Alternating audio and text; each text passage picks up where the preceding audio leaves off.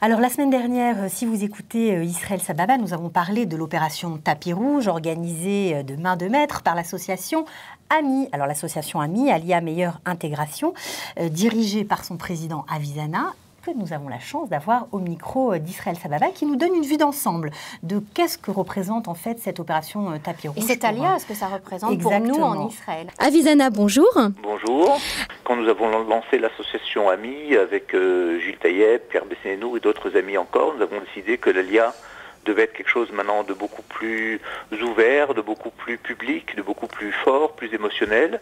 Alors arriver en Israël en étant entouré, encadré, accueilli à bras ouverts, effectivement c'est un moment très important. Comment ça s'est passé la semaine dernière avec ces 300 olim?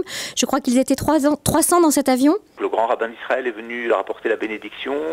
Le Premier ministre, vice-premier ministre Eli Yishai, le ministre de l'Intégration, Nathan Sharansky, le héros d'Israël, le président de l'Agence juive, Pierre Besnénou en tant que représentant un petit peu de AMI et de la communauté juive de France, un petit peu des deux côtés. D'ailleurs, il a eu des mots très forts en disant quelque part aux représentants du gouvernement israélien, je vous remets entre les mains les meilleurs de nos enfants, les plus courageux, ceux qui ont fait leur alia, et je souhaite et j'espère que vous saurez bien vous occuper d'eux quelque part, j'allais dire, bien les servir et faire en sorte que je crois que il a été très fort applaudi parce que les gens ont senti un petit peu ce passage de témoin, j'allais dire, de passer d'une communauté à une autre, et c'est fondamental pour eux de sentir qu'ils vont réappartenir à quelque chose d'autre. Ils savent ce qu'ils quittent, ils ont des habitudes ancestrales depuis des dizaines d'années où ils habitent en France pour la plupart, et ils vivent autour d'un monde où ils ont des codes, ils se retrouvent en Israël et ils savent qu'il y aura des repères à retrouver, et je crois que c'est important que ce passage de témoin se fasse d'une façon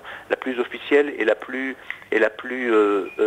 vraie et forte possible. L'émotion est palpable, les gens reçoivent un papier avec leur nom en hébreu, leur date d'identité en hébreu, pour la plupart d'entre eux ils ne l'ont jamais connu, ils ont leur date de naissance hébraïque avec une photo, avec un tampon de l'État d'Israël remis pour la plupart du temps par un officiel. Je crois que c'est un moment qui est très fort, je crois que on l'a tous vécu, évidemment ça s'estompe avec le temps, mais de pouvoir le revivre avec autant de personnes, sachant que l'Alia de France ne perd pas son intensité, quoi qu'on en dise. C'est vrai qu'on en parle peut-être un peu moins, mais c'est un flux qui est constant, qui est de l'ordre de 2000 olim un petit peu tous les ans. Je crois que c'est un signe fort vers l'État d'Israël que cette communauté finalement a les yeux tournés de plus en plus vers l'État d'Israël. Merci beaucoup Avi-Zana, directeur de l'association AMI en Israël à Jérusalem. Merci et shalom.